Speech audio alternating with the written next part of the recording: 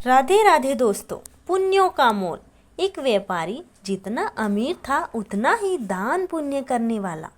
वह सदैव यज्ञ पूजा आदि करता रहता। एक यज्ञ में उसने अपना सब कुछ दान कर दिया। अब उसके पास परिवार चलाने लायक भी पैसे नहीं बचे थे। व्यापारी की पत्नी ने सुझाव दिया कि पड़ोस के नगर में एक बड़े सेठ रहते हैं।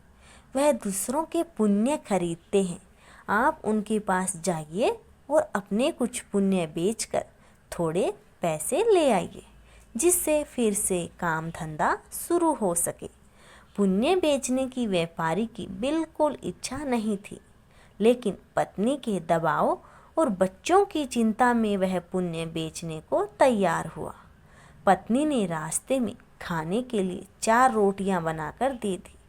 व्यापारी चलता चलता उस नगर के पास पहुंचा, जहां पुण्य के खरीदार सेठ रहते थे। उसे भूख लगी थी। नगर में प्रवेश करने से पहले उसने सोचा भोजन कर लिया जाए। उसने जैसे ही रोटियां निकाली, एक कुतिया तुरंत के जन्मे अपने 3 बच्चों के साथ आ खड़ी हुई। कुतिया ने बच्चे जंगल में जन्मे थे। बारिश के दिन थे और बच्चे छोटे थे, इसलिए वह उन्हें छोड़कर नगर में नहीं जा सकती थी। व्यापारी को दया आ गई। उसने एक रोटी कुतिया को खाने के लिए दे दिया। कुतिया पलक झपकते रोटी चट कर गई, लेकिन वह अब भी भूख से हाँप रही थी। व्यापारी ने दूसरी रोटी, फिर तीसरी और फिर 4 रोटियां कुतिया को खिला दी। खुद केवल पानी पीकर सेठ के पास पहुंचा। व्यापारी ने सेठ से कहा कि वह अपना पुण्य बेचने आया है। सेठ व्यस्त था। उसने कहा कि शाम को आओ। दोपहर में सेठ भोजन के लिए घर गया है और उसने अपनी पत्नी को बताया कि एक व्यापारी अपने पुण्य बेचने आया है। उसका कौन सा पुण्य खरीदूं? सेठ की पत्नी बहुत पतिव्रता और सिद्ध थी।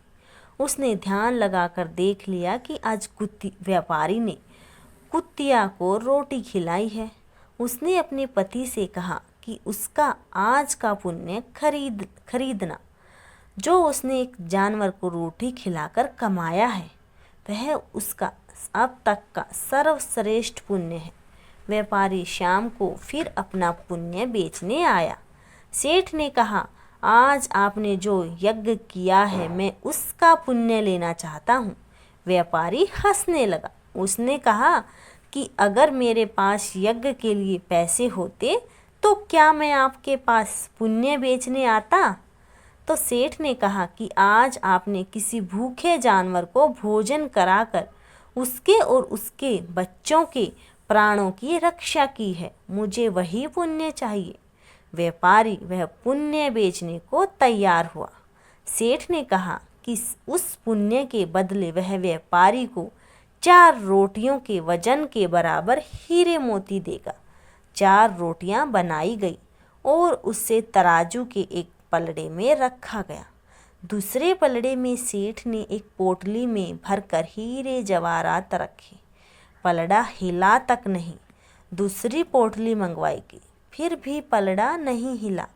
कई पोटलियां रखने पर भी पलड़ा नहीं हिला तो व्यापारी ने कहा, सेठ जी, मैंने विचार बदल दिया है। मैं अब पुण्य नहीं बेचना चाहता।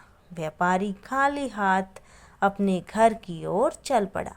उसे डर हुआ कि कहीं घर में घुसते ही पत्नी के साथ कलह न शुरू हो जाए। जहाँ उसने कुतिया को रोटियां डाली थी, वहाँ से कुछ कंकड़ पत्थर उठाए और थैली में रख लिए। घर पहुँचने पर पत्नी ने पूछा कि पुण्य बेचकर कितने पैसे मिले? तो उसने थैली दिखाई और कहा, इसे भोजन के बाद रात को ही खोलेंगे। इसके बाद गांव में कुछ उधार मांगने चला गया। इधर उसकी पत्नी ने जब से थैली देखी थी, उसे सब्र नहीं हो रहा था।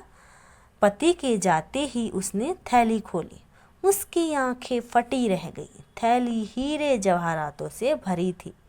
व्यापारी घर लौटा तो उसकी पत्नी ने पूछा कि पुण्यों का इतना अच्छा मोल किसने दिया? इतने हीरे जवाहरात कहाँ से आए? व्यापारी को अंदेशा हुआ कि पत्नी सारा भेद जानकर ताने मार रही है, लेकिन उसके चेहरे की चमक से ऐसा नहीं लग रहा था। व्यापारी ने कहा, दिखाओ कहाँ है हीरे जवाहरात। पत्नी ने लाकर पोटली उसके सामने उलट दी। उसमें से बेशकीमती रतन गिरे। व्यापारी हैरान रह गया। फिर उसने पत्नी को सारी बात बता दी। पत्नी को बहुत पछतावा हुआ कि उसने अपने पति को विपत्ति में पुण्य बेचने पर विवश किया। फिर दोनों ने तय किया कि वह इसमें से कुछ अंश निकालकर व्यापार शुरू करेंगे। व्यापार से प्राप्त धन को इसमें मिलाकर जन कल्याण में लगा देंगे। ईश्वर आपकी परीक्षा लेता है। परीक्षा में वह सबसे ज़्यादा आपके उसी गुण को परखता है जिस पर आपको गर्व हो।